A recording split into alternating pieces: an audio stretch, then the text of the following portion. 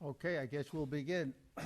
Good evening, and welcome to the Flower Mound Mayoral Candidate Forum, sponsored by the Cross Timbers Gazette. I'm Bob Weir, and I'll be the moderator for this evening's Candidate Forum. Paul Stone is our timekeeper. He's up front here. Everybody knows Paul. Good to see you, Paul. I'm here with Max Miller, publisher of the Cross Timbers Gazette, where the motto is, "Local lives here." As a locally owned newspaper serving southern Denton County for 42 years, the Cross Timbers Gazette is proud to provide this opportunity to residents to meet their mayoral candidates and hear their views on issues facing the town. The Cross Timbers Gazette is Denton County's largest locally owned newspaper, mailed to over 50,000 homes and businesses each month, including every mailbox in Flower Mound.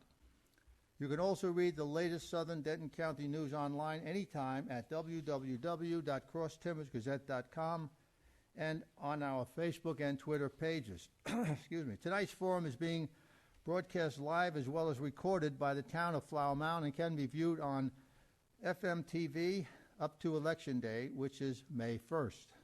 FM TV is broadcast on Grande Channel 12, Time Warner Channel 16, and Frontier Channel 42. You can also watch this forum on demand at www.flower-mound.com and crosstimbersgazette.com. Early voting begins on Monday, April 19th, and ends on Tuesday, April 27th at any of 36 Denton County locations, including the Flower Mound Senior Center at 2701 West Windsor Drive and the Community Center at 1200 Giroux Road for Denton County and the Rec Center of Grapevine for Tarrant County voters. On Election Day, May 1st, polls will be open from 7 a.m. to 7 p.m. Visit www.votedenton.com or call 940-349-3200 for information on your specific polling place. You can also visit votedenton.com or tarrantcounty.com or call the town secretary's office at 972-874-6070. Now I would like to introduce Shelley Dodge, chairman of the Flower Mound Chamber of Commerce, to say a few words. Shelley?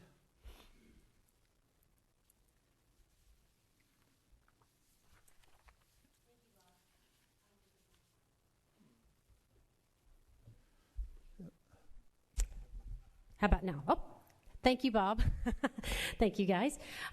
Like Bob said, my name is Shelley Dodge. I'm a local business owner here in Flower Mound and also serving as this year's Flower Mound Chamber of Commerce chairman of the board. The Flower Mound Chamber is proud to join the Cross Timbers Gazette in this evening's candidate forum. Our chamber has played a significant role in attracting and welcoming new businesses to our community and serving as an important resource for small and large businesses. On behalf of the Flower Mound Chamber of Commerce, I would like to thank the Town of Flower Mound for your partnership in our organization. Awarded with accreditation by the U.S. Chamber of Commerce, the Flower Mound Chamber of Commerce is honored to be recognized as being one of the top chambers nationwide. The purpose of the U.S. Chamber's accreditation program is to facilitate continuing excellence in the chamber's industry and to foster a pro-business environment across America. Our partnership enables the chamber to accomplish together what no business is able to accomplish alone. Our mission to support the business community for the economic prosperity of Flower Mound is to help existing businesses continue to grow and also attract new businesses. Thank you for your investment in our community and in the Flower Mound Chamber of Commerce. Thank you, Shelley. Okay, at this time, before we meet the Flower Mound mayoral candidates, I'd like to introduce the 4 Louisville ISD candidates and let them each speak for 2 minutes. First, we have LISD trustee, place 1, Buddy Bonner. Your 2 minutes, please.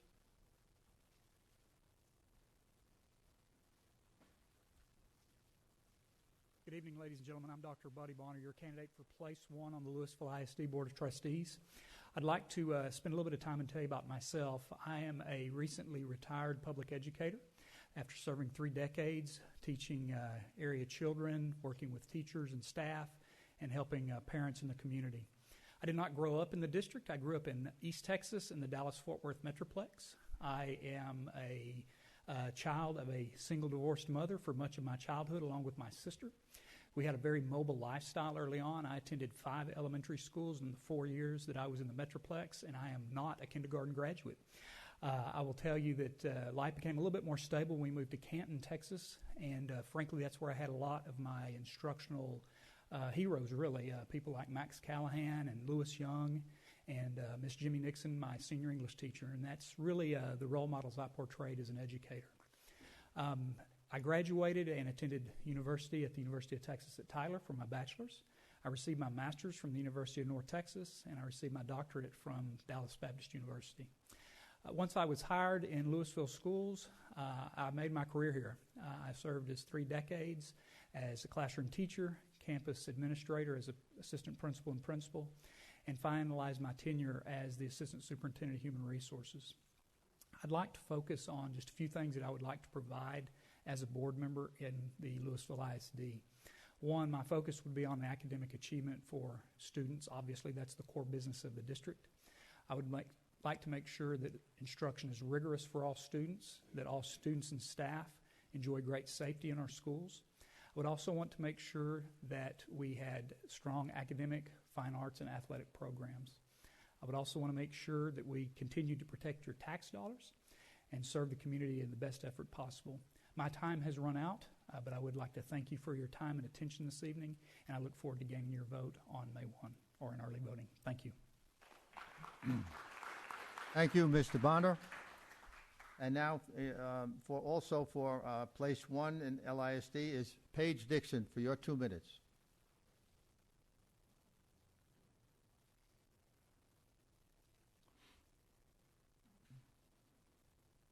Hi, everyone. My name is Paige Dixon. I'm a mom of 2 amazing boys in the district, a former combat veteran. I spent 15 years in the United States Army, former PTA president, Rockbrook Elementary, the current advocacy chair for the District Council of PTAs. And I spent time on a few committees here in district, and I'll try to be fast.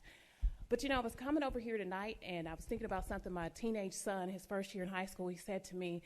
I said, man, we're doing a lot of forums. And he said, I know, Mom, I know you're tired. He said, but when you do those forums, more people get to see you, and you might get a chance to win. And then you can help kids like me and Alex have a chance to reach our goals. And, as a PTA president, one of the things that they taught us was to connect with your why. And I'm here to tell you that right here in LISD, a lot of kids are being left behind. We have a huge achievement gap. And I know that behind the data are actual children who need a chance, who need a voice, who need an advocate. A big reason I'm running this race is because the teachers that I knew that I had made relationships with asked me to run for them so that they could have a voice. And those teachers are on the front lines every day for our kids, implementing the policies that we put in place. And they deserve a voice, and I believe that. I was a child who was homeless her senior year, and her home economics teacher took her under her wings and gave me a ride every single day to school so that I could graduate. I was a kid who needed a chance. And there are so many kids in this district who just need a chance. And I'm asking you tonight to please give me a chance to bring a different perspective to that board and to really close that gap that we have in our district so that all our students can reach their goals and their dreams. My name is Paige Dixon. I'm running for LISD Place 1, and I hope to have your vote. Thank you. Thank you, Ms. Dixon. And next we have for LISD Board of Trustees, Place 2, Allison Lasan.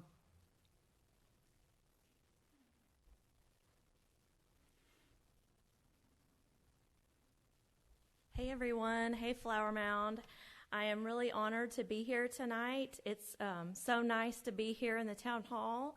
I actually started my early career here in the town hall, but it wasn't this town hall. It was the one that was moved over a little bit.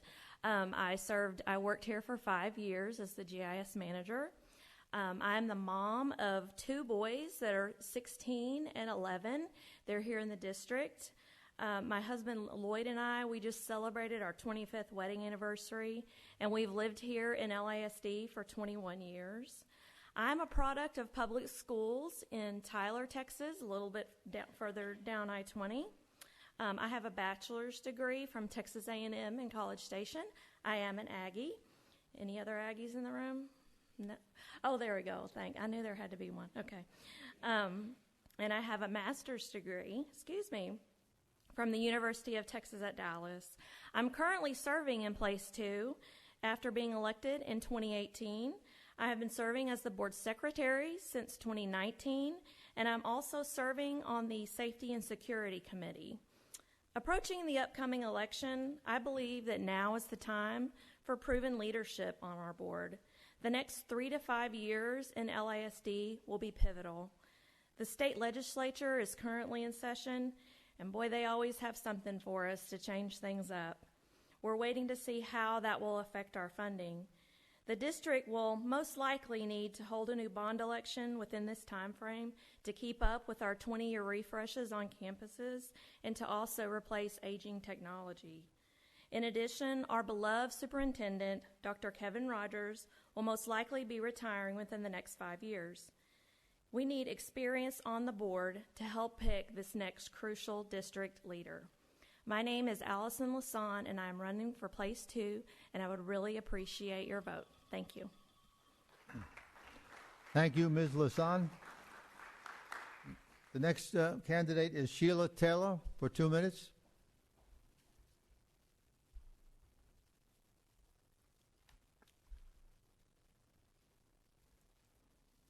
Good evening, everyone. My name is Sheila Taylor, and I am a candidate for LISD Board of Trustees, Place 2. I want to tell you a little bit about me. Just like everyone who has come to the mic, I am a product of a public school education. You probably think to yourself, well, we are too. You know, that's nothing special. But when you think about my journey, it gets to be a little more special. I was put up for adoption at birth, and then I lost my adoptive mother at the age of 6.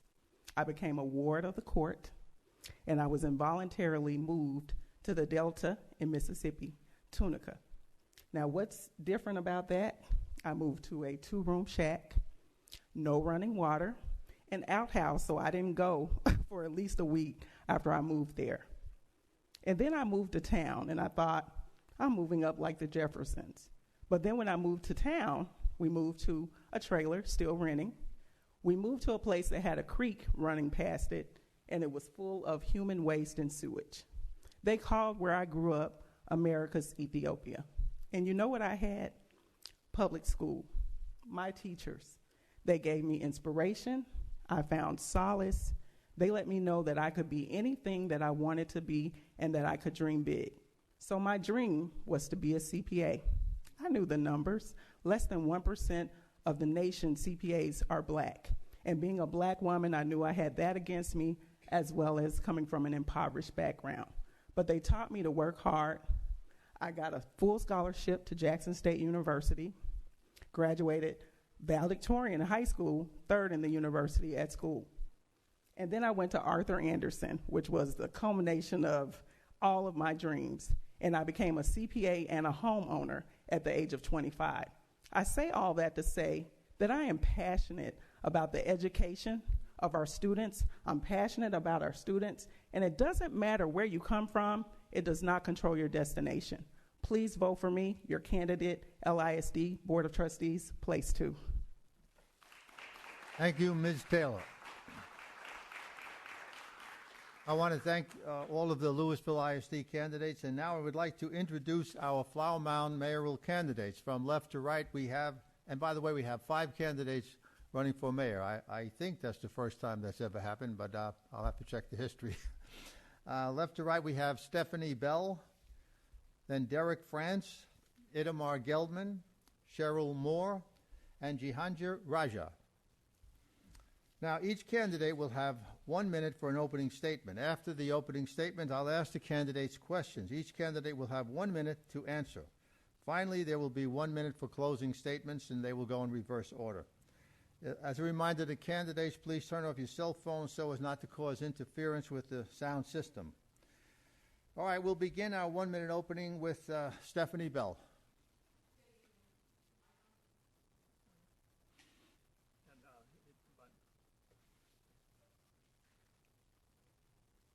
Testing.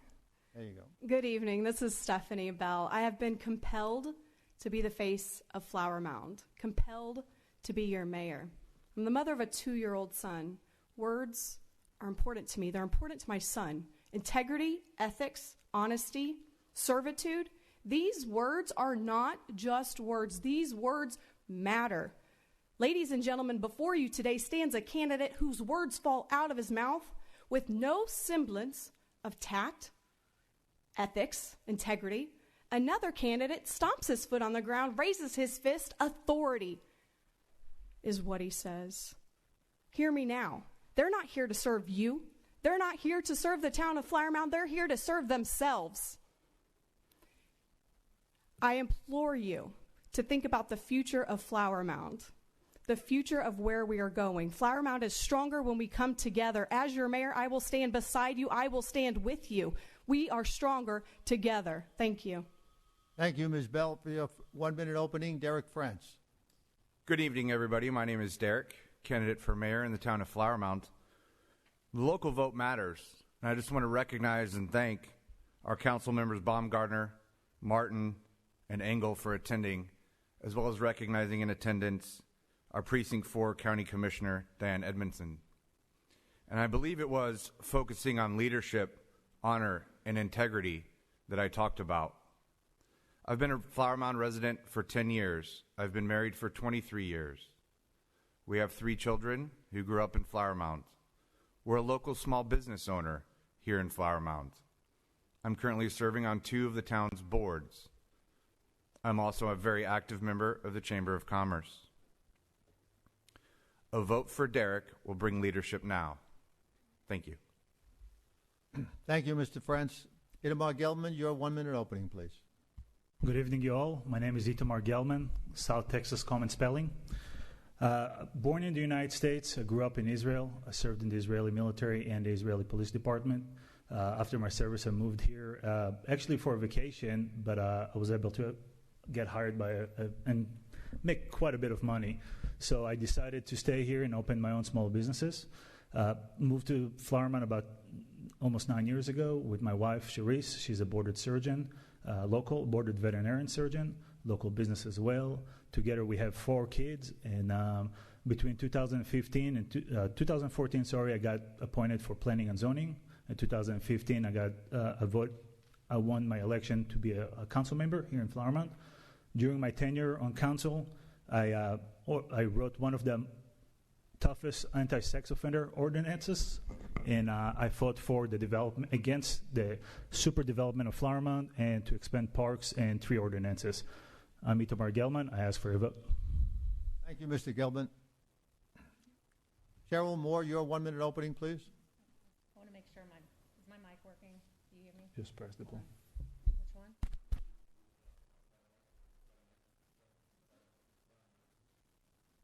Okay, can you hear me? Can I start? Hi, I'm Cheryl Moore. I'm running for mayor of Flower Mound because I saw a need to preserve our green spaces and our trees that have been compromised. I wanted to see local businesses thrive in our community. I want to represent residents for their needs and their interests and not put control of growth in the hands of our developers. I want to work collaboratively with this town council that we have and to keep the vision of our master plan alive. I bring a diverse perspective and experience. I am a healthcare provider, getting people back into the community, but I also have led local business development and growth. I've been a director in healthcare services and led community projects. I'm a really transparent person. I'm a servant leadership model, and I want to be part of this town council serving this town for you. Thank you. Thank you, Ms. Moore. Now for Jehangir Raja, your 1-minute opening, please. Hi, good evening. My name is Jehangir Raja.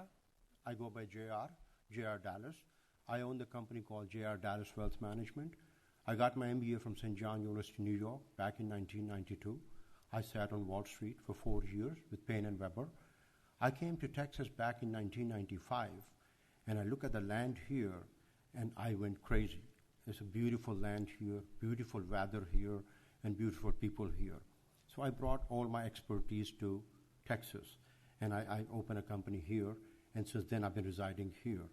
I am married for about 24 years with my beautiful wife. I got 3 beautiful daughters. One is about to become a doctor. One is about to go to a medical college. And third one, she wants to be a lawyer. And coincidentally, she wants to be governor of Texas. So that's the main issue that I need to train my children as a role model. When I come to this town, I was talking to people, why people don't have high-paying jobs here and high-end businesses here. So leaders told me, go ahead and advise them. So that's why I'm here. Thank you, Mr. Raja. We will now begin a question and answer format. Each candidate has an opportunity to answer with 1 minute. Questions will be asked in rotating order. Last week, I asked each of the candidates to submit 3 questions they would like me to ask tonight. I will be asking some of those questions along with other questions that have been submitted to the Cross Timbers Gazette readers. So we begin with Stephanie Bell. And the question is, what advice will you give to the town council on increasing revenues and decreasing expenses without increasing taxes and additional fees to the residents? I think the best long-term solution here lies in the sales tax. I think that is the answer here. It's really the only impact that I feel would be suitable based off of those needs is potentially impacting the sales tax.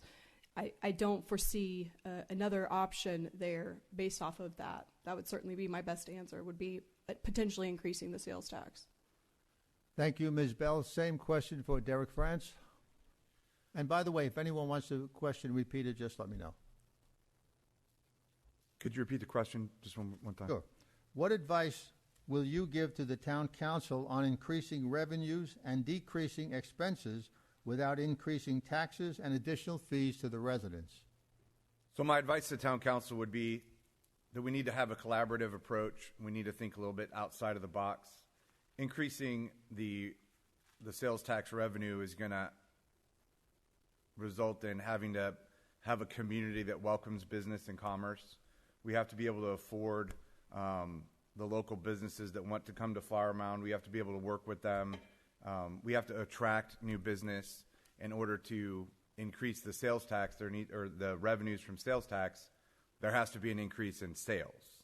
And right now, as we come out of COVID and we're looking at businesses recovering, I'm happy to see that happening in different parts of Flower Mound, to include Lakeside and hopefully one day in the Riverwalk. Thank you, Mr. France. Same question, Itamar Gelbman. I actually think that we should lower taxes. We can see during the last few years that the states that have lower taxes have been able to bring a lot more businesses in, and that creates a snowball effect. So if a major company moves to town, they'll bring another tenants that will come into town, and I think if we're able to lower taxes, we'll attract a lot more businesses in town.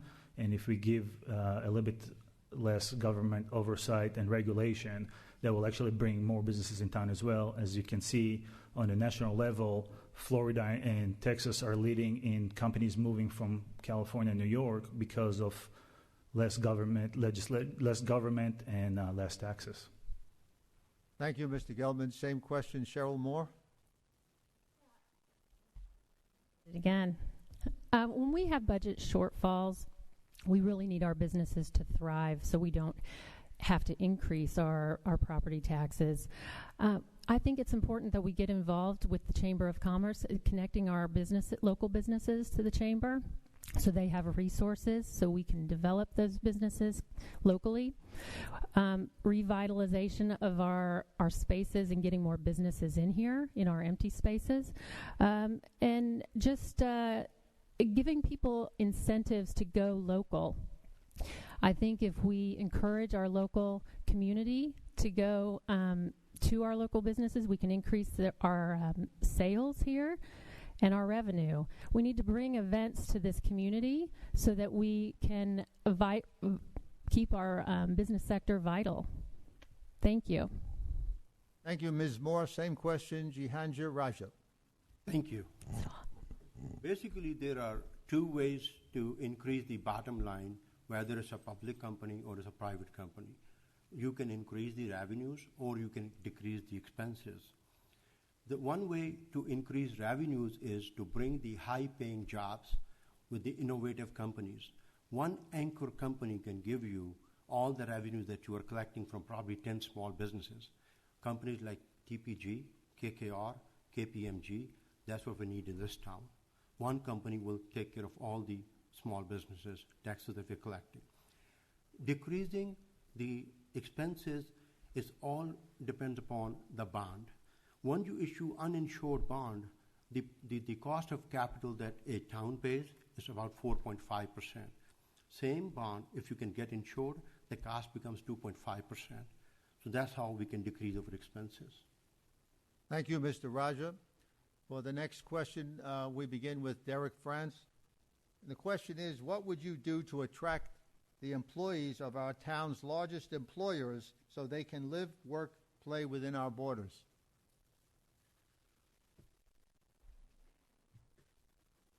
So the other candidates talked about having events and high-paying jobs, right? So we need to look at taking care of the current businesses that we have in Flower Mound. I've mentioned before that some of our largest employers down in Lakeside, CTDI, HOG, and those companies, they're attracting thousands of people a day to the Lakeside environment. So what I would do is I would encourage the council to understand that we need to provide those employees a place to have some recreation at lunchtime, have a place to go to eat. Instead of everybody going south or going east, we need to keep those employees here. We have to create an attractive town environment. We have to actually work hard to create an environment in which people can stay here. And we support our local businesses and we support our local employers. Thank you, Mr. France. Same question. Itamar Gelbman. Do you mind asking that again? Sure. What would you do to attract the employees of our town's largest employers so they can live, work, and play within our borders?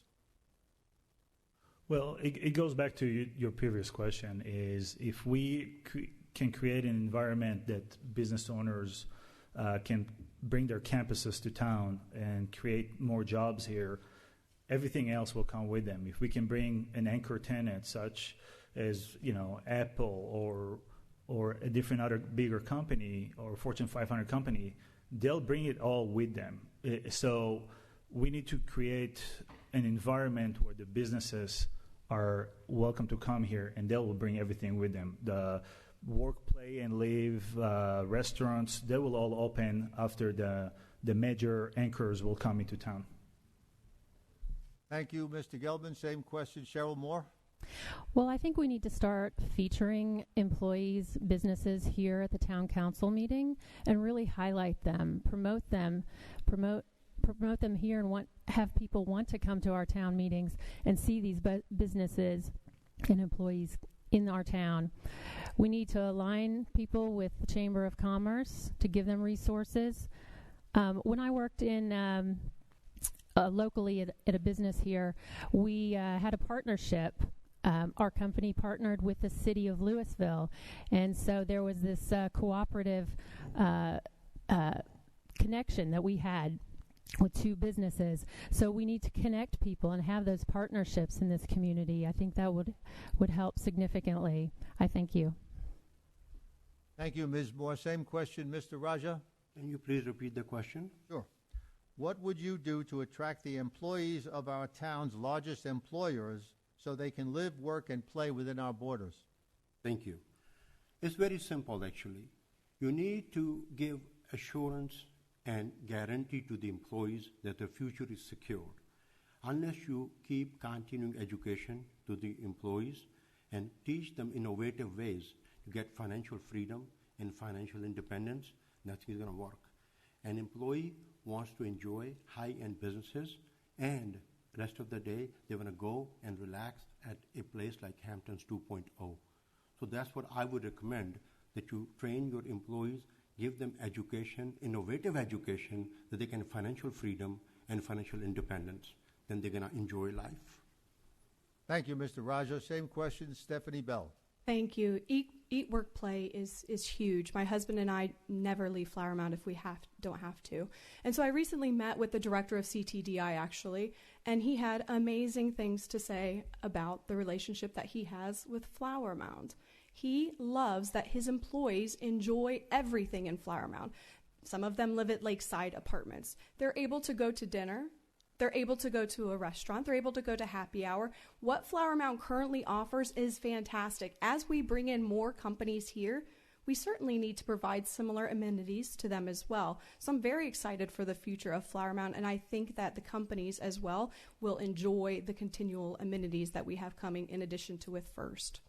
Thank you. Thank you, Ms. Belt. For the next question, we begin with Itamar Gelbman. And the question is, since you've been a resident of Flower Mound, in how many May municipal elections have you voted? I've moved in 2013, and I've never missed an election since then. Not a May election, not a constitutional amendment election, not a primary election, and not a general election. I've voted in 100% of the elections since I moved here. Thank you, Mr. Gelbman. Same question, Cheryl Moore. I have voted in the 2020 election, and I feel like now we need to get our community to get more involved in the town council so they want to vote. I think that, just me stepping forward and wanting to take some action in our community tells me, too, that other people need to step forward as well, and I want to encourage that in this position. Try to bring people out, make them want to vote, make them want to get involved. It's important. We need to see changes in this community and be proactive. So, thank you.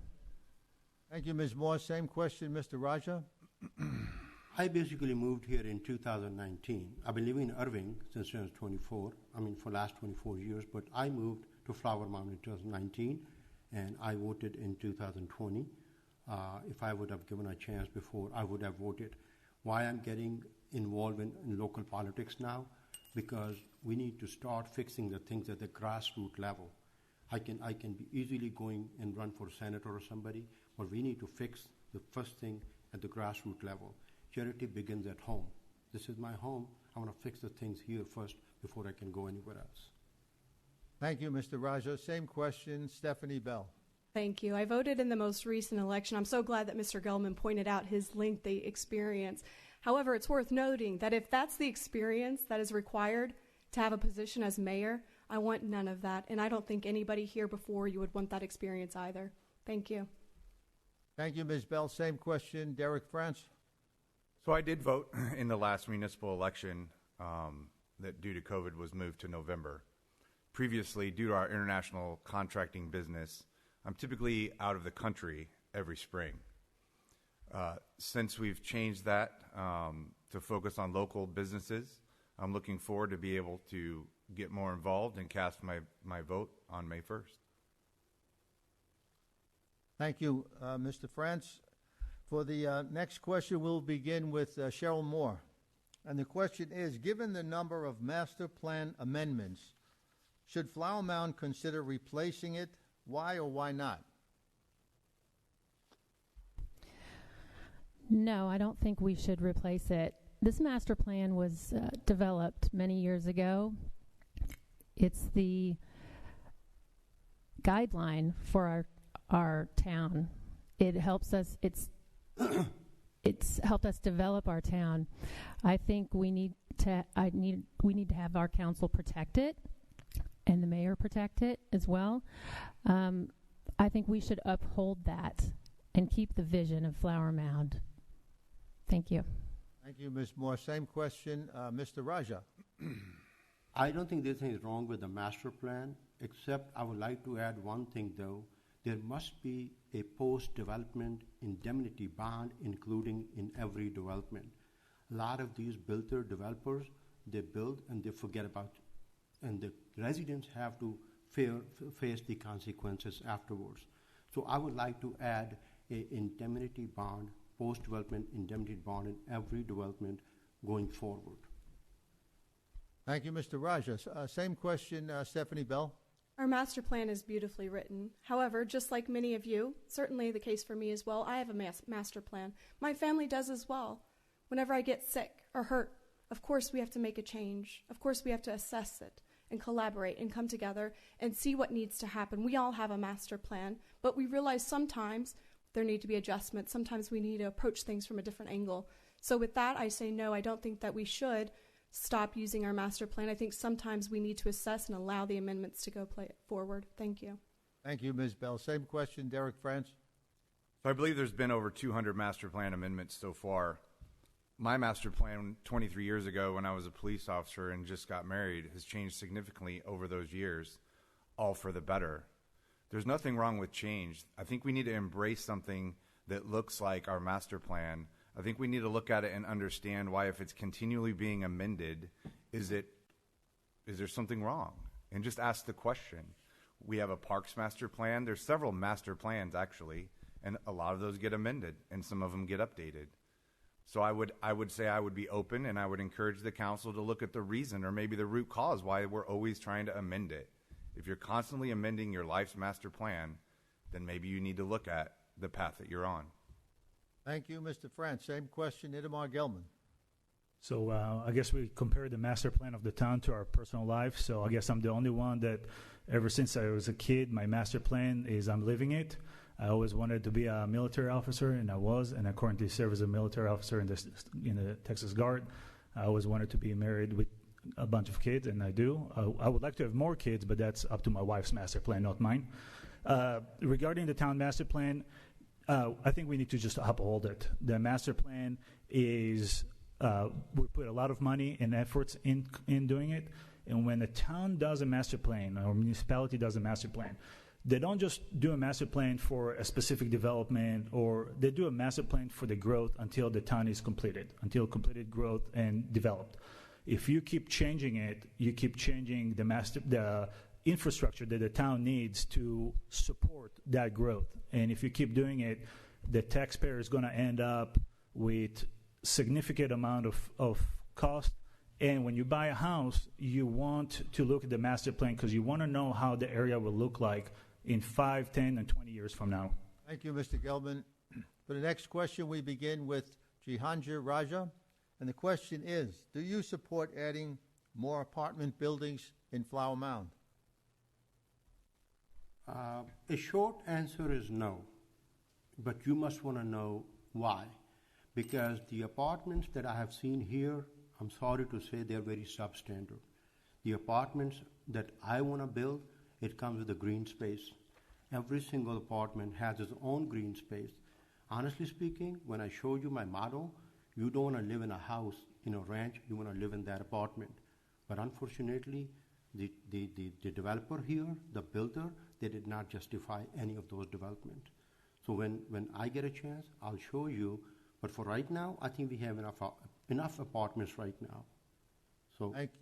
Okay, you finished? Okay. Thank you. Thank you, Mr. Raja. Same question, Stephanie Bell. I'm the only candidate here before you who's actually lived at the apartments at Lakeside, so I view things a little bit differently. However, I'm here to tell you that I don't want to see any apartments anytime soon. There are some proposed apartments that are going to be developed with First, and I'm not against that, but I do request that they build those out a little bit. Let's wait till 377 is expanded, and then perhaps we'll get those apartments in. However, I will tell you, I recently asked the police department, is there any correlation between crime and apartments? And I will tell you, they wholeheartedly said absolutely not. That is one of the biggest complaints that we get from our residents. They associate that with crime. I can tell you here today that that is not the case. Thank you. Thank you, Ms. Bell. Same question, Derek France. So there's a few apartment complexes already under construction in our town. There's the Windermere, it's a senior living complex, and a few others by Home Depot. I think that before we consider any more apartment complexes, we need to look at what is that going to do to the infrastructure and the traffic that's already in place, right? So at build out and when they're fully, when people are living in there, what is that going to do? We also need to focus on, if we're increasing all that population and density down there, are there enough grocery stores? Are there enough amenities for those residents? I'm not entirely opposed to apartments. There's some good plans like out west in First Ranch. There's some, when my son gets out of the Marine Corps, I'd really like him to come home and live in Flower Mound. And I'd like him to be able to have a place that he can afford to move into that is not my house. Thank you, Mr. France. Same question, Itamar Gelbman. I just love this answer because I'm the only one that doesn't just have a track record of voting no against on apartments here, but I'm the only one that consistently say I will vote against it or I won't support more apartments. All four of my candidates, or my opponents, sorry, have stated on social media and in other forums that they will support more apartments in here. I'm the only one that has a track record of saying no. Thank you, Mr. Gelbman. Same question, Cheryl Moore. No, I don't support more apartments. It's not that I don't believe in apartments. I just don't feel we need more. I live off of Morris Road, and with the addition of the Riverwalk, we have a significant amount of apartments over there, and it creates congestion, a lot more than I ever expected when I moved in.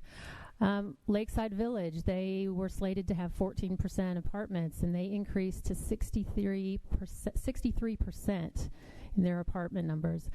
And the congestion is incredible over there. So I feel like, we need to look at our infrastructure first before we start looking at these apartment developments. And I wouldn't support them right now. Thank you. Thank you, Ms. Moore. Next question, we begin with Stephanie Bell.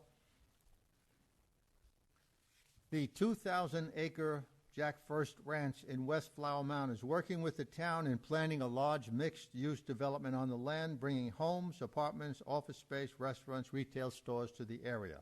Are you in favor of the proposed project? I'm 100% in favor of First.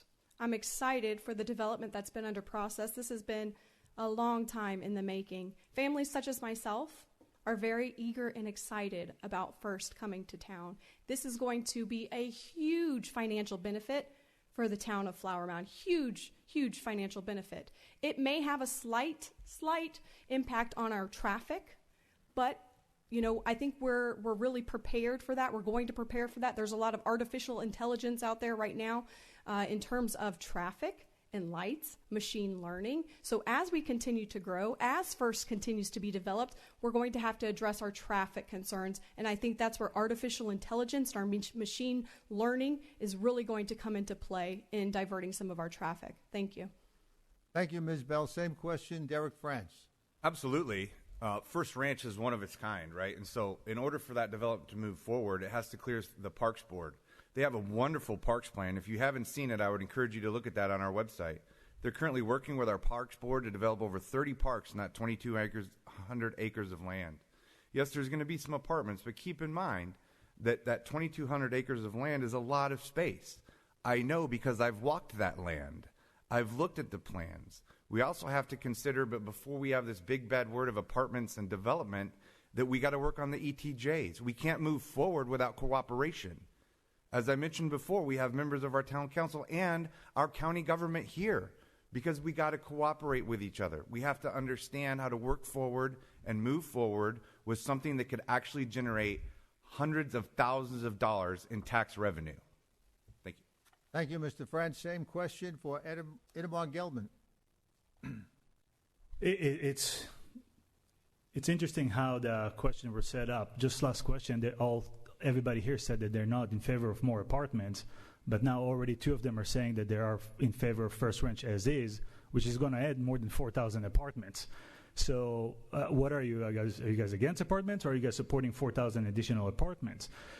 But as limited government type of guy, I support development of First Ranch. He deserves it. He put the money in it. It's his money. It's his property. But it also has to be built according to our town vision, our master plan, and our smart growth to make sure that it will be sustainable for future generation. Thank you, Mr. Gelbman. Same question for Cheryl Moore. Well, it's not that I don't support it. I think we just need to reevaluate it. This is going to require a significant amount of master plan amendments. And really, it's benefiting the developers when we're looking at this plan. We need to see if it's going to benefit the residents versus the developers. You talk about the parkland, but really, First Ranch wants to own that parkland. We need the town to own that parkland so we have control of it.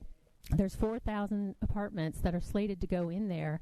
So my view on apartments was we need to downplay those apartments. Maybe we could look at this development and have moderate density homes or even high density homes instead of apartments and make the open spaces more available.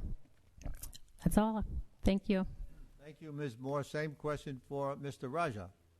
I think I was the first one who congratulated Jack first on developing such a wonderful plan and such a beautiful project. Having a $1 billion vision or dream and converting that into a goal and then putting up a process together is a very big achievement on his own self. So I really congratulate him. He did that. Though it's a great plan, but still it can be improved. Number one, we can make sure there are socially responsible companies coming there. Number two, apartments are not bad. I'm not against an apartment. But I want people living in an apartment to upgrade themselves and own a home. There's nothing wrong in apartments as well. Similarly, the apartments that he's bringing over there, I will ask him to put green space there, add into your budget. Second thing is a little bit more space for the parks. And again, I would say an indemnity bond from the developer if something goes wrong. And we can use revenues to build the roads. Sorry for the... Thank you, Mr. Raja. The next question, we begin with Derek France. Would you be in favor of a PID, the Public Improvement District, for the First Ranch development? Would you vote to put the question on the ballot for residents to approve or disapprove? So I think this development needs to move forward. As I mentioned earlier, we need to work with the local communities on the ETJs. We need to get everything in line. When it comes down to the funding of a project, I know there's a lot of controversy on helping a developer get started, which I believe is what a PID will do. I 100% believe in citizen-friendly, transparent government. I don't think it's up for the mayor or the town council to make those decisions whether or not it should happen. I absolutely agree that we should put it out to a vote. We should let the citizens decide after they've seen the plans. Unlike some of the folks up here, we need to look at the plans, right? There are parks. There's a lot of different amenities in there. There's all types of housing that they've already mentioned in the plan now. I would support a PID based on, I think we need to help that development go so we can generate more revenue, bring in commerce. They've talked about attracting all these businesses. If we don't have a place for the businesses to go, they will not come. Thank you, Mr. France. Same question, Itamar Gelbman. So regarding the first question, if I support the PID, I don't support the PID. I'm a limited government guy. I do not support additional taxes, so I will not personally support the PID, which is additional taxes. Regarding the ballot, putting on a ballot, yes, it's actually the rules right now. It has to be put on a ballot, and I'm also supported that whatever issue that we do not something that big should be voted by the resident and not by representatives of the resident. So, yes, I would support it to be on the ballot. No, I personally not support the PID. Thank you, Mr. Gelbman. Same question, Cheryl Moore. Well, yes, I think if they're going to do that development and they want to do a PID, that the residents need to choose that. It needs to be their choice. But we need to also look at, the Riverwalk. They have a PID over there, and the residents are upset because they're paying this assessment and everything isn't completed. So if they're going to do a PID, we need to put in what we say we're going to put in, or the developers say that they're going to put in. We need to hold these developers accountable so that when residents are paying for something and they know they're paying for something and they've chosen to pay for something, then we need to put it in and do it. Thank you. Thank you, Ms. Moore. Same question, Mr. Raja. Can you please repeat the question? Sure. Would you be in favor of a public improvement district, a PID, for the First Ranch development? Would you vote to put the question on the ballot for residents to approve or disapprove? Definitely. I will put this question on the ballot. But before I do that, I would like to tell everybody that options with more pros are better than with less cons. And there is no options which comes without any cons. Every option comes with pros and cons. and the options, those comes with more cons before, pros with cons, that should be accepted. That's what I'd like to tell them before I put the question on the ballot. Thank you, Mr. Raja. Same question, Stephanie Bell. Yes to both. And I also want to circle back and discuss Riverwalk. You know, my son was born at the Riverwalk 2 years ago. Was born there. My family stayed at the hotel there. I stayed at the hotel there. Many of you, when we had our winter storm, stayed at that same hotel. The Riverwalk has had its challenges, sure, but it's already directly impacted our community. Directly impacted our community. Lakeside, directly impacting our community. First Ranch will do the exact same, providing amazing tax benefits to our community and providing these amazing amenities as well. Thank you. Thank you, Ms. Bell. For the next question, we begin with Itamar Gelbman. And since we're talking about those large developments, two of the largest developments in Flower Mound are the Riverwalk and Lakeside. Were you in favor of those developments? I didn't vote on any of them because it was before I was on council. If I was in favor of them, I probably wouldn't be. Riverwalk proved me right. Lakeside probably proved me wrong. Lakeside I think, has done a really good job growing and bringing business and having concert. The Riverwalk, a little bit different. It came with a really big, amazing plan and just keep changing to, and just became an apartment building complex, a huge apartment building complex. Everything they promised us has not came for fruition. I remember in 2014 when I was on planning and zoning, we were talking about the restaurants coming in any minute now. We're 2021 and not even one restaurant is there yet, but we keep getting master plan amendments for more apartments there. So Riverwalk is probably a sore in our vision here in Flower Mound because it's really not brought us what they plan on. So I think now the Riverwalk is now on Lakeside. They did a great job. Thank you, Mr. Gelbman. Same question, Cheryl Moore. Well, the Riverwalk, I think I mentioned that earlier, is that they have a pit over there and the amenities aren't in there like they said they would, and residents are upset about that. So I do love the concept of the Riverwalk, but there are an immense amount of apartments over there. It's creating a lot of congestion over on Morris. I know that because I live off of Morris, in that Morris corridor. But I would have liked to have seen the concept of the Riverwalk maintained with the amphitheater like the developer said we would have. We need that development to stick with what they promised. As far as Lakeside, I love the concept of Lakeside, but keep in mind that there were master plan amendments to that development as well. It was developed as a commercial use, and it had to be changed to mixed use. Again, we increased the apartments from 14% to 63%.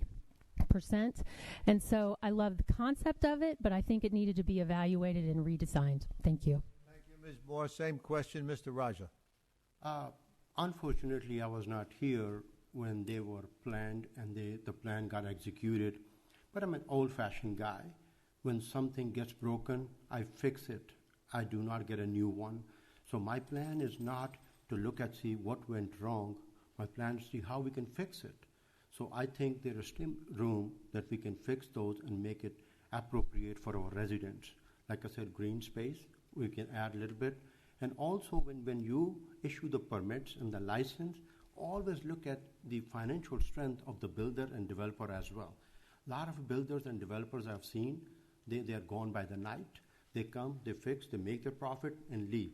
I don't want to do that. I want to make sure if a building is there for 30 years, they are accountable for 30 years. You get a bond from them. If something gets broken in 30 years, they fix it. That's how I would have done it. Thank you, Mr. Raja. Same question, Stephanie Bell. Funny story. Me and my husband were one of the first 10 residents to live at Lakeside. And when you were one of those first residents, they actually gave you a pizza and a plunger. Yeah, an actual plunger.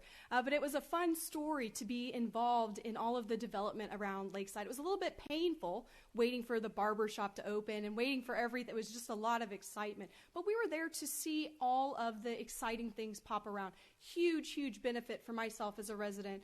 The apartments are actually more expensive, many of you don't know, than the home that we stay in right now. I am very, very excited about Lakeside. Riverwalk has had its challenges, as I've mentioned, but it's going to provide a huge value to our community. Is it a lot of apartments? Sure. But what is wrong with apartments for our community? Apartments have its place.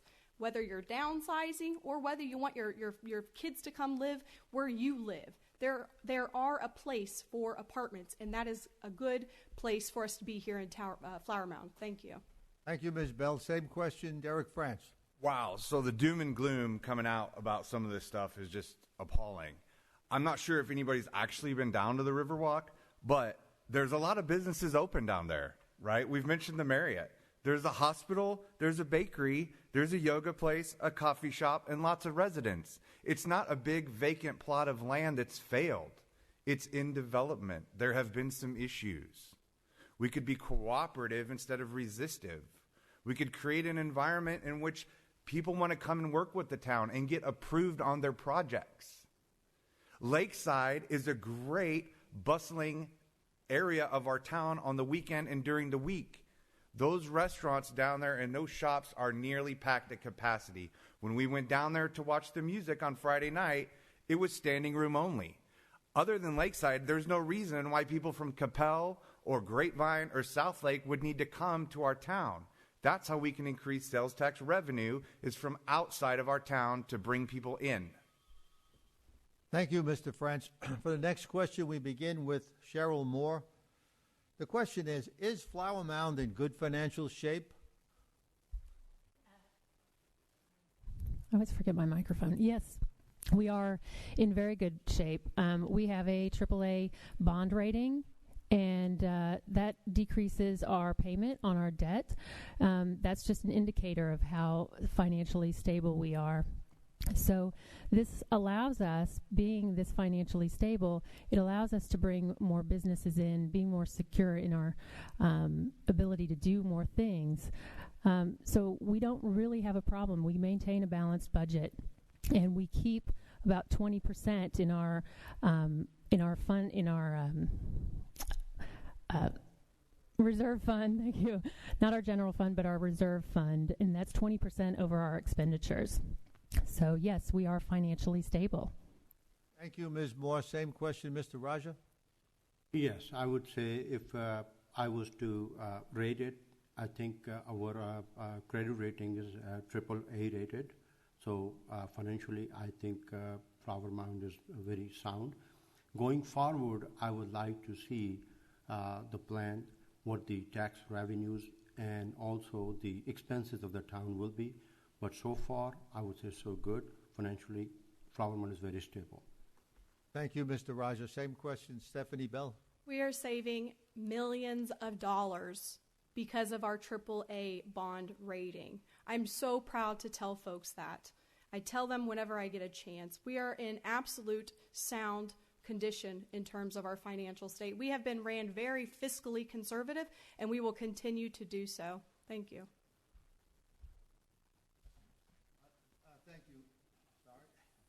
Thank you, Ms. Bell. Same question, Derek France. Right, so it's not just the town. It's Deborah and the assistant town managers and everybody that had the foresight during the shutdown of our businesses that equal no sales tax revenue, right? So they were able to work with our county officials and the town council, and they were able to make some adjustments for that. We talk about the bond rating, and yes, we're saving money on debt. We talk about the reserves, but I would like to focus on our town employees and what they were able to do proactively with cooperation from the council to ensure that our budget was balanced and that we still have a little bit left in the fund. And when they do that and we see that the businesses are starting to recover, we got to be able to help our small businesses and encourage them and encourage growth so that we can continue to pay for all the nice things that we would like to have in Flower Mound. Thank you, Mr. France. Same question, Itamar Gelbman. So correct, we have a AAA bonding, but it's like saying, okay, you have an 800 credit score, but every year you're getting more and more in debt, and every year you make less and less money. Well, you spend more and more money. Well, yeah, our town has AAA rating, but our debt has increased significantly every year in the last almost decade. Our expenses has increased significantly over the decade, and we do not have a balanced budget. If you run in a negative, it's not balanced. So can we do better? Yes, we do have to make some sacrifices on our budgets. We do need to dig in and make sure we make some smart decisions on our expenses, because we spend more than we make in the town. And I think we should also look at zero budgeting for future budgeting process. Thank you, Mr. Gelbman. For the next question, we begin with Jehangir Raja. And the question is, all municipal and board elections in Texas are nonpartisan. However, we all have opinions on partisan issues that we feel strongly about. How will your political leanings influence your approach on making decisions at the local level? Can you please repeat the question one more time? Surely. All municipal and board elections in Texas are nonpartisan. However, we all have opinions on partisan issues that we feel strongly about. How will your political leanings influence your approach on making decisions at the local level? I think local levels should not be based upon party affiliations, though everybody is affiliated one way or the other with the parties. But I think local politics should be left alone from the macroeconomic level of the country. I think the local politics should not be including any kind of party affiliation. Thank you, Mr. Raja. Same question, Stephanie Bell. More than ever, this is an impactful and powerful question. Nonpartisan local politics is essentially under attack. And although I do have my political leanings, I tend to step back and I tend to lead from a very much a servitude position. And so I plan to ask hard questions, good questions. I want to invoke conversation. I want to ask powerful questions that start conversations and are really impactful on where we're trying to go as a town. I have no semblance, or I have no desire to place my views on anybody. I'm not here to place my views on anybody. I'm here to simply start a conversation. Thank you, Ms. Bell. Same question, Derek France. Supporting Flower Mound families knows no party or national affiliation. I want to be a mayor with servant leadership. I want to be the mayor for all of our town, not just individual groups, neighborhoods, or factions. Political parties in our town have no place in local politics. We need to come together and work as a group. We need a mayor who can work with individuals from different backgrounds, ethnic backgrounds, racial backgrounds, and everybody. Flower Mound needs a mayor that's experienced enough to be able to understand the differences in how people were raised, where they were raised, where they go on Sunday, but we come together on Mondays for the town council meeting for the town. Thank you, Mr. France. Same question, Itamar Gelbman. I think it's great to be nonpartisan. I think it's great to have friends and supporters from both parties. And national politics really has nothing to do with our town. The growth, the roads, the parks, the amenities, it has nothing to do with national politics. Unfortunately, the two candidates to my right started their campaign as it's going to be a national politic event.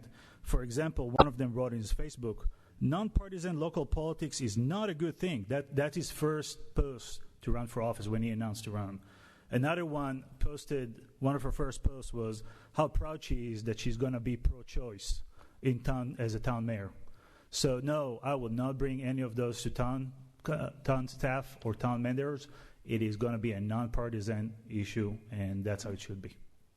Thank you, Mr. Gelbman. Same question, Cheryl Moore. Well, honestly, I've been appalled by some of the things that I've seen during this mayoral candidacy. On Facebook, I saw one of our candidates post a pro-choice comment. Then another candidate is on the Summit Club, doesn't allow women on the Summit Club. I even applied to the Summit Club, and they're not going to let me in. They haven't. Somebody was in an anti-Islamic group, but then went to the Islamic function a week ago. I find that ironic. But you'll find on my Facebook page, I'm very transparent. I've even had to take people off my Facebook page because they're too political, and I can't have that. And it's before this mayoral election. I've been on Facebook for about 8-10 years, and I work with patients, and I have to deal with different attitudes and different perspectives, and so I come in with an open mind with all my patients. And again, I'm a servant leader, and I take everybody's values, and I respect that. Thank you. Thank you, Ms. Moore. For the next question, we begin with Stephanie Bell. The question is, should Flower Mound acquire property to protect natural areas for future development? If so, how would you fund these acquisitions?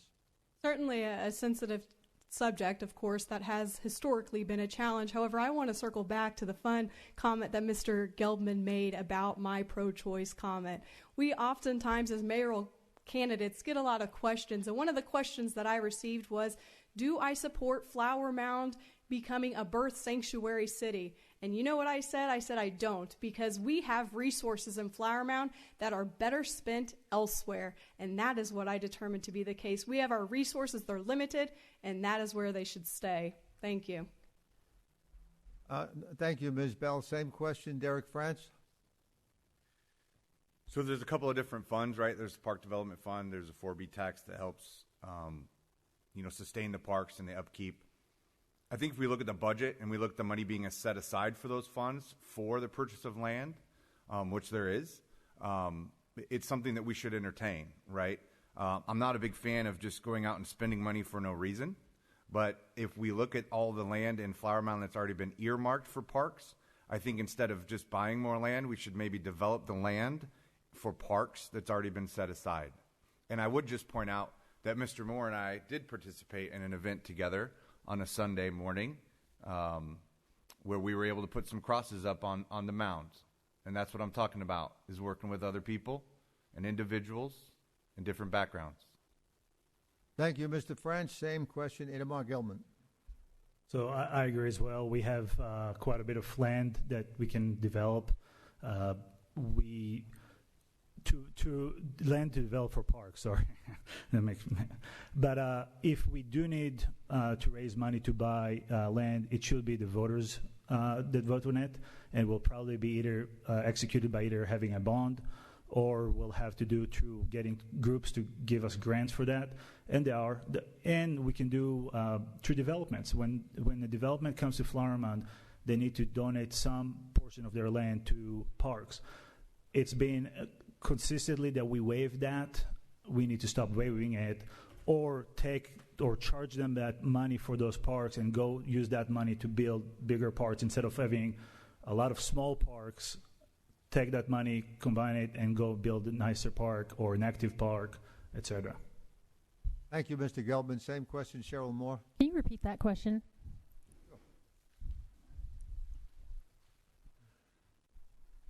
Should Flower Mound acquire property to protect natural areas from future development? If so, how would you fund these acquisitions? Well, First Ranch is one of the examples. First Ranch, the developers, they're the property owners, want to own the parkland. That was the proposal, but I feel that the town should be in ownership of those parklands so that we have control of that versus them. We want to represent our town and not have the developers in control. I think by funding these things, we should look at our tree fee waivers and not allow these waivers to exist. The park and development waivers, we should not allow those. We should have the developers pay these. We need to also revitalize our businesses by building new businesses. Developments, it imposes an impact on our community, on our environment. It costs more than to revitalize internally. That's it. Thank you. Thank you, Ms. Moore. Same question, Jehangir Raja. Thank you. I think Flower Mound must do it, not should do it, must do it. It's a special purpose vehicle called PIPE, Private Investment into Public Equity. That's how we should acquire the land for the parks. You make a joint venture with the developer builder, and you ask them to fund a portion of that. And deficit could be funded with a revenue bond that you can generate from the fees. The people will be using the park. That's how we should fund it. But you must acquire that. Thank you, Mr. Raja. For the next question, we begin with Derek France. Question is, should businesses be given tax incentives to come to Flower Mound? I think it depends on the business. I know that our council's been in the habit of giving a lot of discounts, the 380 discounts, as we mentioned, the parks development discounts. In order to attract businesses to Flower Mound, we also have to look at our reputation. We have to look at our willingness to work with people. We have to have people coming to build in Flower Mound before we can give discounts. I think it's important to build the residential community, the business community, and if we have to provide incentives, we need to look at the overall picture of what is that going to do if we allow them to not pay any of the taxes or the maintenance of the roads and the utilities as a result of their building. We've had people come to Flower Mound that want to build in the industrial complex, and they still can't break ground yet. So I think we need to focus on bigger issues other than just what discounts are given. There's much more important things to work on than across the board if we're just going to give a discount or not. Thank you, Mr. France. Same question. Itamar Gelbman. It really is a double-edged sword because as a limited government type of guy, I don't think the government should interfere with public sector at all. But we're not in the perfect world, and unfortunately, everybody around us are doing it. So we are competing sometimes with getting the best tenant. So it has to be a case-by-case matter because to attract a great anchor, it might be worth it to give him a little bit of a discount so we can bring a great anchor that will bring so much more businesses around him, or will bring six-figure jobs that can afford the nice homes in Flower Mound and growth of the Flower Mound through our master plan and smart growth to address those issues. But we also seen in the past that we did give 380 agreements to businesses that have failed, and we never chased after that money, so we lost on both ends. So it needs to be a little bit more calculated. It needs to be a case-by-case issue. Thank you, Mr. Gelbman. Same question, Cheryl Moore. I'm actually going to agree with you, Gelbman. I think that will be the first time. But the tax incentives, I do agree that we should look at that. We should evaluate if that is appropriate for a particular business. Let's take the 380 agreement, though, for example. We had one business, the Mellow Mushroom. Everybody's probably eaten at the Mellow Mushroom before. And that was a 380 agreement. And the Mellow Mushroom is no longer there and had a financial responsibility to pay back, and we didn't get that back. So we just need to be selective and look at that very carefully. But absolutely, I mean, I want businesses to come here. I want to give them incentives, but we need to just evaluate that and see, again, like Gelbman, on a case-by-case basis. Thank you. Thank you, Ms. Moore. Same question, Mr. Raja. Yeah, I mean, definitely we should provide them the incentives. But again, it goes by case-by-case basis. And like Mr. Gelbman said, anchor client, like, for example, Elon Musk comes in this town, or KPMG comes, or KKR comes. We must give them incentives. But again, we must want to make sure what their game plan is. It's not a short term. If they're coming for the long run and will be able to recoup our tech incentive in the long run, we must provide them the incentives. Thank you, Mr. Raja. Same question, Stephanie Bell. So our abatements are purely performance-based. Specific guidelines must be met. And I know Mr. Gelbman, Mr. Gelbman actually said that we've had some failures, right? We have had some failures. And according to the Flower Mound website, only 4 out of 55 of our incentives issued for the history of Flower Mound have failed to meet their requirements for their abatement. Now, also on the town's website states very easily, still gains were realized even in their failure. The abatements that Flower Mound has established has a scorecard. You can go directly on the website and see the metrics there. Do not let politics fool you. Abatements are good for the town of Flower Mound. Thank you. Thank you, Ms. Bell. For the next question, we begin with Itamar Gelbman. Question is, being mayor is a time-demanding job. Why should the residents of Flower Mound trust that you will devote the 40-plus hours a month needed to be an effective mayor? Because I'm the only one that actually had a proven record of doing it before. But I'm a small business owner. I live here in town. I have kids here in town. I got 4 young kids that go to school here. Their future is important for me. I actually own a house here. I pay property tax here.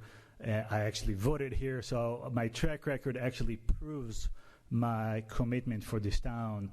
And not just right before I decided to run for mayor, all of a sudden I pop up on some boards or vote first time in my life or etc. So my commitment has a proven record. I'm here to stay. I got 4 kids, as I said. They're all in LISD schools. And it's important for me how the town is going to look like in 20, 30, and 40 years from now. Thank you, Mr. Gelbman. Same question, Cheryl Moore. This is an example of who I am. A full-time healthcare provider, getting my doctorate of science at Texas Tech, a full-time parent, of course, corporate director of operations, and HOA president, and I did that all simultaneously. I don't have a problem. And I hope that people see that I can multitask and take this responsibility seriously. And I can juggle that many things, and I've done it. And I've still maintained my composure and still went to work every day doing all of that. So I have no doubts. Thank you. Thank you, Ms. Moore. Same question, Jehangir Raja. Thank you, Bob. First thing is, I always teach people how to create wealth. Unless you are financially independent and you have financial freedom, you can't do anything. So this is the first thing I would do.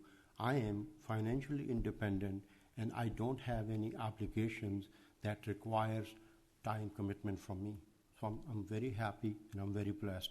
Not only I'm going to give time as a mayor, I'm also going to start a non-profit organization where I will teach people free how to be financially independent and how they can be debt-free and have financial freedom. This is what my plans are.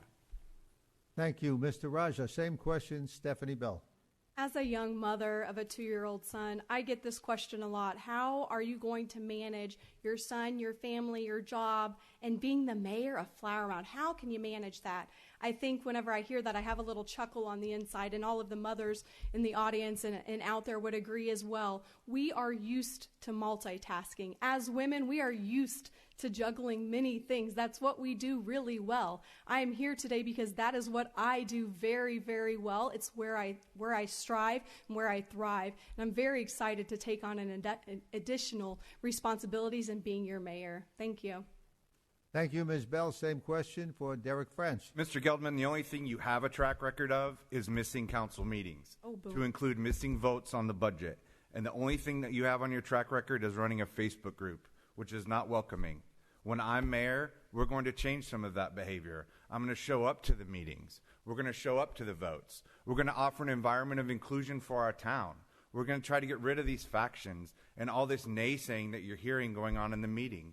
We need to turn the leaf, and we need to have a new day. We need to bring enlightenment, and we need to bring prosperity and commercial sales tax revenue to our town. I will do that. We're a local small business owner. We can make some sacrifices. I've made sacrifices to attend 100% of my board meetings, to attend 100% of the local Flower Mound Chamber of Commerce meetings. I have a track record of being a proven leader, a proven father, and someone who will give back to our community. Thank you. Thank you, Mr. French. We begin the next question with Cheryl Moore. In your opinion, what is the biggest issue in this election that you feel has not been adequately addressed? I think the biggest issue is the development of the west side. the first ranch, that definitely is on everyone's mind. It hangs high over everybody. I think, like I said earlier, we need to look at that development and not cast it off. Certainly, we need that development over in the west side, but we need to evaluate and make sure that we are representing our residents and not the developers. Make that a priority and keep our open spaces, respect our master plan when we do this development like we should. Thank you. Thank you, Ms. Moore. Same question, Jehangir Raja. I think we have covered a lot of stuff, but I think the morality, family values, and ethics have not been focused a lot. Being in business for 30 plus years in private equity and not even one single complaint against me, no lawsuit against me, that speaks volume. I think we need to have ethics a little bit more prioritized in this election. We talk about development, revenues, expenses, but we did not pay attention on moral and ethical values. I think that should be part of every campaign. Thank you, Mr. Raja. Same question, Stephanie Bell. So our population right now in 2020 is about 78,000. In 2045, according to our own website, we're going to have 117,000 people in Flower Mound. Now, how do we get there? Who's going to lead us getting there? It requires somebody who has incredible foresight. This is not somebody who can simply say, stop the growth, stop the growth. The growth is coming. It's coming. We need somebody who can be prepared for that and not just say, don't talk to the developers. It's coming, and we need somebody with the clear strategy, diplomacy, that can make that happen. Thank you. Thank you, Ms. Bell. Same question, Derek France. I'm sorry, Bob. Could you repeat the question for me? Sure. If I can find it. Here it is. What is the biggest issue in this election that you feel has not been adequately addressed?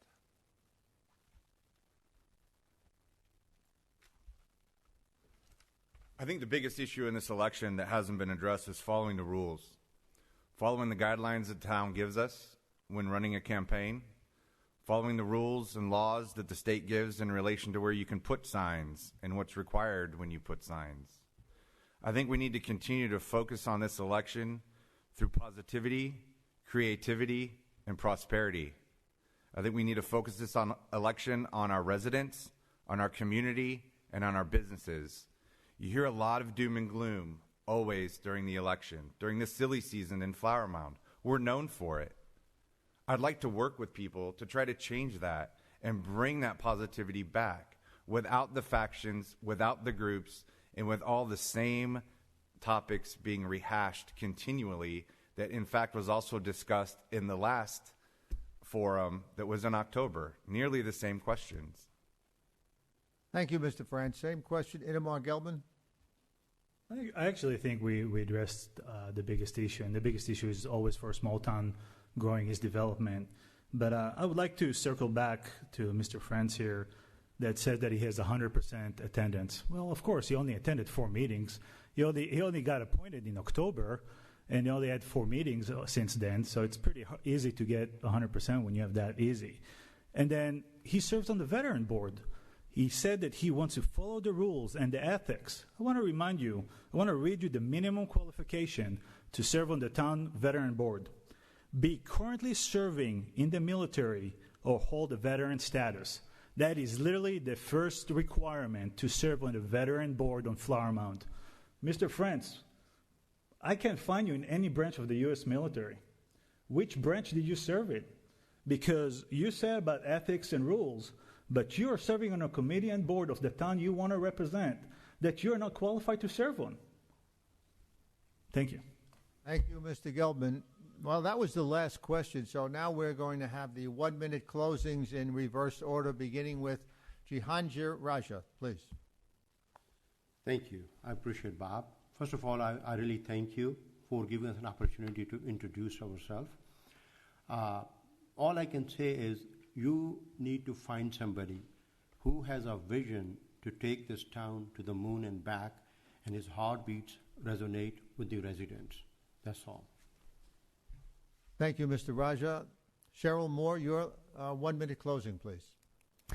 The master plan that we talked about is meant to preserve our country atmosphere, minimize ill effects of urban growth, ensure economic health, and enduring quality and design of our community. I want to quote former Mayor Rick Lust. He wrote this in 2013. Flower Mound's master plan is not just a document on a shelf. It is the voice of the people and the guide to the town's future. It is a set of documents that the citizens of our town committed to long ago and invested thousands of hours of study, hundreds of open meetings, and over $2 million on. Listen to the voice of the people embraced within our master plan and reaffirm your campaign commitments to support the master plan. I intend to do this. The town council is the one that I want to do this with. I have the commitment to that. I want to work with this team. That is why I'm running for mayor, and that is why I'm doing it now. Thank you, Ms. Moore. Itamar Gelbman, your 1 minute closing, please. So my name is Itamar Gelbman. Many of you guys have known me for years, served on council, served on P&Z. I have a proven track record of fighting for the residents.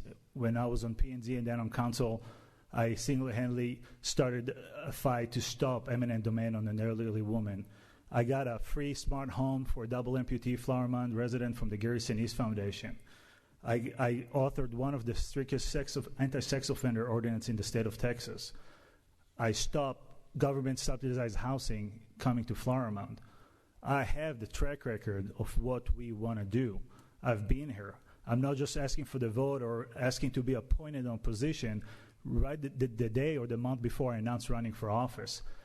I have the track record of what you guys want in this town.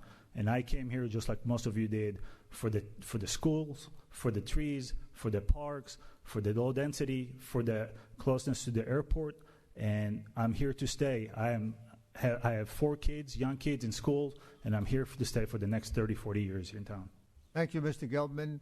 Derek France, your 1 minute closing, please. Wow, we made it to 8:30 almost. We've kept it pretty civil. I appreciate all the questions that we have had this evening. I appreciate the big audience that's here and everybody who's watching at home. I think we need to diversify our tax base. We need to create an environment to attract more businesses and residents.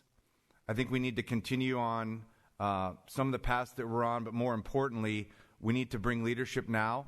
We need to look at our community. We need to get out the vote. Early voting starts on the 19th. Election day is on the May 1st. And I would humbly ask you to vote. Derek for mayor. Thank you, Mr. French. Stephanie Bell, your 1 minute closing. Thank you. Again, my name is Stephanie Bell. I have, again, a 2-year-old son, and I really care where I raised my son. We did move here for the schools. We love the schools here. We didn't have a son when we moved here, but we knew one day we would have that blessing. And sure enough, we have that blessing. And my hope and dream is just to walk him to school one day. We're so blessed to live here and to be amongst all of you. What you see in me is who we want to bring more into Flower Mound. We want more young families into Flower Mound. So I'm so eager to work with all of you, beside you, in ushering us into the future. We need a mayor with poise and diplomacy, and I hope that you vote for me on Election Day. Thank you. Thank you, Ms. Bell. And thank you to all of the Flower Mound candidates and the Louisville ISD candidates. Let's give them a round of applause, please.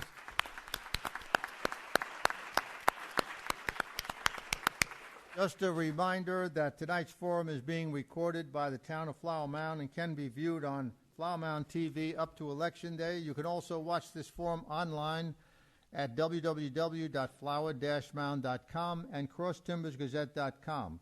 Early voting begins on Monday, April 19th and ends on Tuesday, April 27th. On Election Day, May 1st, polls will be open from 7 a.m. to 7 p.m. Please visit the Cross Timbers Gazette website at www.crosstimbersgazette.com, on Facebook and Twitter for the latest Southern Denton County news update. Remember, local lives here. This concludes our program. Thank you to all the candidates. Thanks, Town of Flower Mound, and thank you all for attending or watching this event on Flower Mound TV. Good night.